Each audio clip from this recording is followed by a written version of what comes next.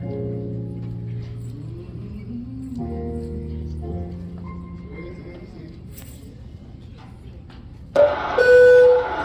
and gentlemen, welcome aboard Delta Airlines Flight 2998, bound for Atlanta, Georgia, with continued service to Dallas-Fort Worth International Airport.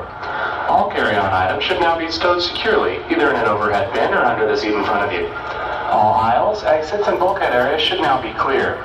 All electronic devices should now be turned off and stowed, as they may interfere with the aircraft's navigational.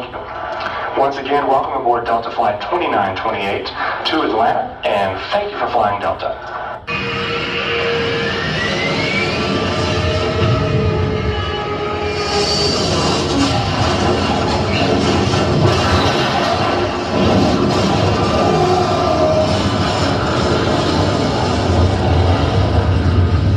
Ladies and gentlemen, your chances of dying in an airplane are 9 million to 1. But there is tremendous scrutiny that has to take place in getting on a plane that does not in fact manifest itself when you're getting in your car. When you are getting ready to get on a plane, ladies and gentlemen, they ask you to show ID. You'll notice that they only ask you for ID when you're getting ready to take off. But they never ask you for ID when you're about to land. Because when you come down, it doesn't matter who you are. But when you're getting ready to take off, it is important that you know who you're flying with.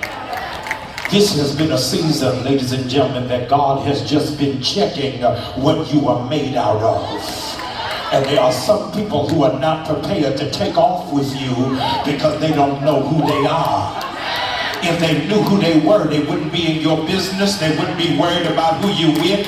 They wouldn't care who you date. When I know who I am, I don't want to hear about other people. I just need to know that I got to keep my own focus and keep my own destiny, because there's more that God has in store for me. Ladies and gentlemen, here's what I need you to realize is that in spite of what it is that you witness on CNN and MSNBC and Fox News, 95% of airplane crashes, hear me, produces survivors.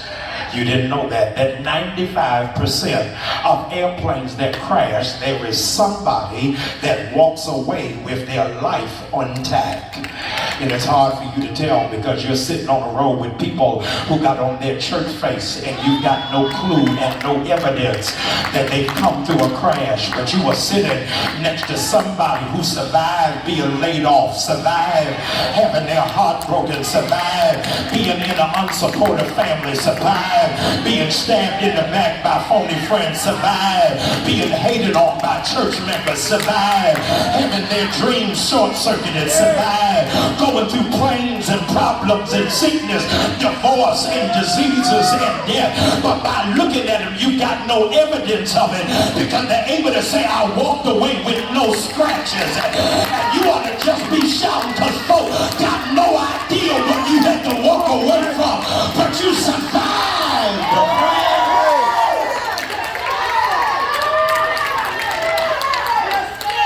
The FAA, ladies and gentlemen, has in fact recently released a publication that is now in circulation of what to do so that you can survive a plane crash. And ladies and gentlemen, they say to you, hear me, that your probability for survival goes up, hear me, by 40%, watch this, based off of where you sit on the plane. So if you sit in the back of the plane, you have a higher possibility of surviving. This is not for everybody. Some of you need to know you are not being public punished. Some of you need to know God has placed you in the back because he was trying to protect you. He didn't want you seen and up front right now because he knew you were not prepared for the attack. And that's why some of you are getting blessed because you come to church and you ain't trying to be in the clique, you ain't trying to be in the circle, you ain't trying to be in Bishop's face, you just trying to get your word, mind your business, and go home. And God said, those of you who've been in the back of the line, your seat is about to change. I'm getting ready to shift you to the front of the line because I wanted to see if you would be faithful over a few things. it all depends on where you sit on the plane. Ladies and gentlemen, the stewardess comes and makes the announcement before the aircraft takes off. She says, watch this, in the unlikely event of an emergency landing.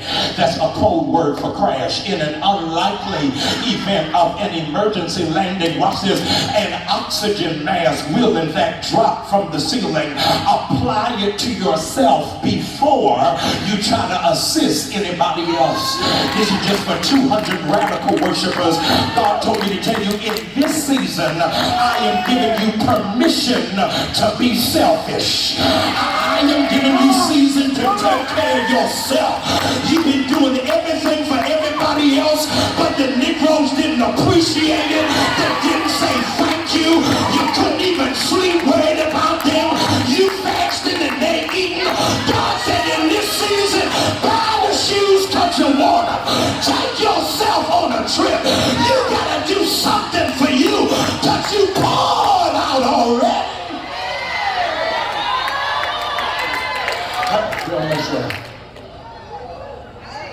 Now, I misspoke, and I gotta go back, and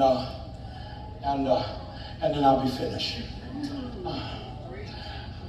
There was an oversight on my part, and I take full responsibility for it.